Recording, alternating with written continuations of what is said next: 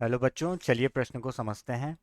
एक बालक अपनी साइकिल से पूर्व दिशा में 4 वर्गमूल 2 मीटर प्रति सेकंड की चाल से चल रहा है। किसी क्षण वह अपने एक मित्र से पूर्व से 45 डिग्री दक्षिण की ओर खड़ा देखता है और उसका ध्यान आकर्षित करने के लिए 1650 हर्ट्ज की आवृत्ति की एक छोटी ध्वनि उत्पन्न करता है। तो हवा में 334 मीटर प्रति सेकंड की चाल से चलती है। इस मित्र द्वारा प्राप्त ध्वनि की आवृत्ति निकालें। तो सबसे पहले हम बात करेंगे यहाँ पर मुख्य अवधारणा की। अगर मुख्य अवधारणा की बात करें तो हम बात करेंगे यहाँ पर डॉपलर डॉपलर के प्रभाव की। तो बच्चों, डॉपलर का प्रभाव क्या बताता है? डॉपलर का प्रभाव अनुपात बताता है आभासी आवृत्ति बटे वास्तविक आवृत्ति में। वास्तविक आवृत्ति में।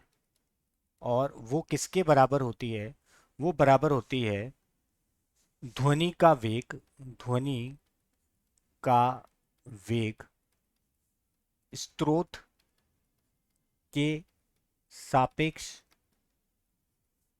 बटे ध्वनि का वेग ध्वनि का वेग पर आएगा स्रोत। श्रोता श्रोता मतलब संसूचक। श्रोता के सापेक्ष और नीचे आएगा ध्वनि का वेग स्रोत के सापेक्ष। स्रोत के सापेक्ष। तो मान लेते हैं कि हमारा जो स्रोत है वो इस तरफ जा रहा है, ठीक है, और हमारा जो श्रोता है वो भी क्या जा रहा है? इस तरफ ही जा रहा है, ठीक है।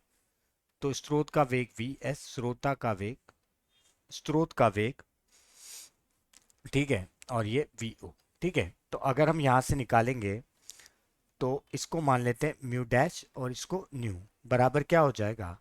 दोनों वी श्रोता क्या बटे वी और ये स्रोत का। तो इन्हीं अवधारणाओं को उपयोग में लेकर चलिए हल देखते हैं। हल। तो बच्चों, पहले तो हम देखते हैं कि हमें प्रश्न में दिया क्या है। तो हमें दिया हुआ है कि एक बालक है, ठीक है। अब ये जो बालक है ये किसी दिशा में जा रहा था। जैसे ये दिया हुआ है प्रश्न में कि ये किस दिशा में जा रहा था? पूर्व की ओर। पूर्व की ओर। तो मान लेते हैं कि ये पूर्व दिशा है, ठीक है। अब यहाँ से ये बालक क्या कर रहा है? यहाँ से जा रहा था, ठीक है। और इसका जो वेग दे रखा है वो 4 वर्गमूल 2 मीटर प्रति सेकंड दे रखा है बच्चों, ठीक है।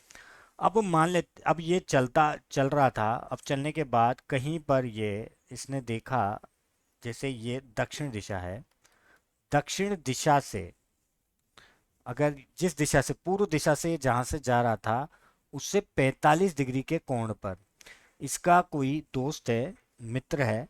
वो मित्र यहाँ पर क्या है? विराम अवस्था में। विराम अवस्था में, ठीक है। उससे जो निकलने वाली आवाज है वो यहाँ पर इसको सुनाई देती है। और उसकी जो वास्तविक वास्तविक जो यहाँ पर उसकी आवृत्ति होती है वो होती है 1650 हर्ट्ज की होती है, ठीक है। ठीक है बच्चों। तो 1650 हर्ट्ज की आवृत्ति होती है। और यहाँ पर हमें ध्वनि का जो दे रखा है, ध्वनि का वेग हवा में कितना दे रखा है? 334 मीटर प्रति सेकंड दे रखा है, ठीक है बच्चों। अब देखते हैं, आगे बढ़ते हैं। तो देखिए बच्चों, अब अगर यहाँ पर अगर ये खड़ा है तो यहाँ पर इसका जो वेग होगा किसका? इस स्रोत से जो वेग निकल रहा है, उस स्रोत से जो वेग निकलेगा उसका हमें इसका घटक लेना पड़ेगा। तो अगर हम देखें तो मित्र की ओर वेग का वेग तो क्या हो जाएगा? वो हो जाएगा 4 वर्गमूल 2 मीटर प्रति सेकंड का 45 डिग्री पर घटक के बराबर हो जाएगा। ठीक है, तो हम इसको क्या लिख सकते हैं, 4 वर्गमूल 2 कॉस 45 डिग्री। और कॉस 45 का मान क्या होता है, वो होता है 1/वर्गमूल 2। तो यहाँ से जो हमारा स्रोत है उसका जो वेग आ जाएगा वो आ जाएगा 4 मीटर प्रति सेकंड आ जाएगा। ठीक है बच्चों। अब अब यहाँ पर हमें देखना पड़ेगा डॉपलर का प्रभाव। देखिए बच्चों, डॉपलर का जो प्रभाव है वो हमें हमें तुलना करवाता है किस किस की, आभासी आवृत्ति की तुलना करता है वास्तविक आवृत्ति से, वास्तविक आवृत्ति से। और आभासी आवृत्ति बटे वास्तविक आवृत्ति किसके बराबर होती है, ध्वनि का वेग श्रोता के सापेक्ष, श्रोता के सापेक्ष, और ध्वनि का वेग किसके सापेक्ष, स्रोत के सापेक्ष, स्रोत के सापेक्ष। ठीक है। तो अगर आप देखोगे यहाँ पर, तो यहाँ पर अगर हम देखें तो मित्र तो क्या है, जो विराम अवस्था में। ठीक है, मित्र यहाँ पर क्या है, विराम अवस्था में। और जो स्रोत है, स्रोत यहाँ पर क्या है, गतिशील है, और उसकी गति 4 मीटर प्रति सेकंड की है। ठीक है।